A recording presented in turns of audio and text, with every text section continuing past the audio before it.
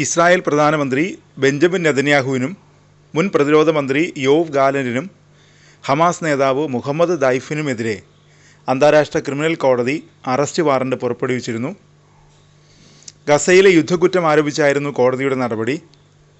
ഇതോടെ നെതന്യാഹുവിനെതിരെ ലോകരാജ്യങ്ങൾ നിലപാട് സ്വീകരിച്ചിരിക്കുകയാണ്. തങ്ങളുടെ രാജ്യത്ത് പ്രവേശിച്ചാൽ അറസ്റ്റ് ചെയ്ത് കോടതിക്ക് കൈമാറുമെന്നാണ് വിവിധ രാജ്യങ്ങൾ പ്രഖ്യാപിച്ചിരിക്കുന്നത്.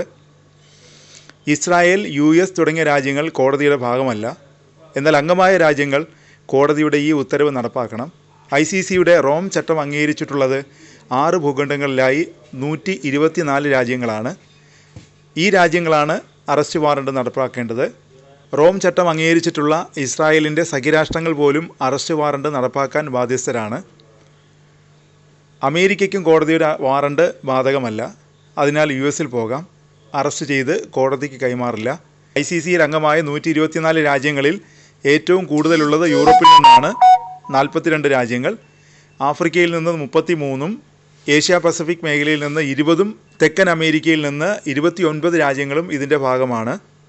UK, France, Italy, Germany, Sweden, Spain, Switzerland, Netherland തുടങ്ങിയ രാജ്യങ്ങളിൽ നെതന്യാഹു സന്ദർശിച്ചാൽ അറസ്റ്റ് ചെയ്യാം. ഇസ്രായേലിൻ്റെ അയൽ രാജ്യങ്ങളായ ഫലസ്തീൻ, ജോർദൻ എന്നിവയും ഇതിലുൾപ്പെടും. ഇന്ത്യ കോടതിയുടെ ഭാഗമല്ല. ICCയുടെ അറസ്റ്റ് വാറണ്ടിനെ ഇസ്രായേലും അമേരിക്കയും എതിർത്തു. പിന്തുണച്ച് നിരവധി രാജ്യങ്ങളാണ് രംഗത്ത് വന്നിട്ടുള്ളത്. ICCയുടെ വിധി മാനിക്കുകയും നടപ്പാക്കുകയും വേണമെന്ന് ജോർദൻ വ്യക്തമാക്കി. എല്ലാവരും അന്താരാഷ്ട്ര നിയമങ്ങൾ പാലിക്കണമെന്നാണ് ICCയുടെ ഭാഗമായ കാനഡ പറഞ്ഞത്. കനേഡിയൻ പ്രധാനമന്ത്രി ജസ്റ്റിൻ ട്രൂഡോ പറഞ്ഞത് അന്താരാഷ്ട്ര വിധികൾ കാനഡ പാലിക്കുമെന്നാണ്. കോടതി തീരുമാനത്തെ ദക്ഷിണാഫ്രിക്ക സ്വാഗതം ചെയ്തു. നീതിയിലേക്കുള്ള സുപ്രധാന ചുവടുവയ്പ്പാണിതെന്നാണ് ദക്ഷിണാഫ്രിക്ക അഭിപ്രായപ്പെട്ടത്. ICCയുടെ വാറണ്ട് രാഷ്ട്രീയ പ്രേരിതമല്ലെന്നും അത് നടപ്പാക്കുകയും മാനിക്കുകയും വേണമെന്നും യൂറോപ്യൻ യൂണിയനും വ്യക്തമാക്കി.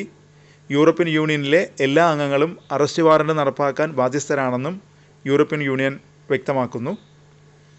നെതന്യാഹുവും ഗാലന്റും തങ്ങളുടെ രാജ്യത്തെത്തിയാൽ അറസ്റ്റ് ചെയ്ത് കൈമാറുമെന്ന് സ്വിറ്റ്സർലൻഡും അറിയിച്ചു. നെതർലൻഡ്സ്, ഫ്രാൻസ്, നോർവേ, സ്വീഡൻ, തുർക്കി തുടങ്ങിയ രാജ്യങ്ങളും അറസ്റ്റ് വാറണ്ടിനെ അനുകൂലിച്ചിട്ടുണ്ട്. ICCക്ക് നേരിട്ട് വരെ അറസ്റ്റ് ചെയ്യാനാകില്ല. 2023 യുക്രൈൻ അധിനിവേശത്തിൻ്റെ പേരിൽ റഷ്യൻ പ്രസിഡന്റ് പുടിനെതിരെയും കോടതി അറസ്റ്റ് വാറണ്ട് പുറപ്പെടുവിച്ചിട്ടുണ്ട്. എന്നാൽ പുടിനെ ഇതുവരെ അറസ്റ്റ് ചെയ്യാൻ സാധിച്ചിട്ടില്ല. അറസ്റ്റ് ചെയ്ത് ഹാജരാക്കിയാൽ മാത്രമേ കോടതിക്ക് വിചാരണ തുടങ്ങാനാകൂ. അറസ്റ്റ് നടന്നില്ലെങ്കിൽ വിചാരണ ചെയ്യാനുമാവില്ല. കുറ്റവാളികളുടെ അസാന്നിധ്യത്തിൽ വിചാരണ ചെയ്യാൻ കോടതിക്ക് അധികാരവുമില്ല.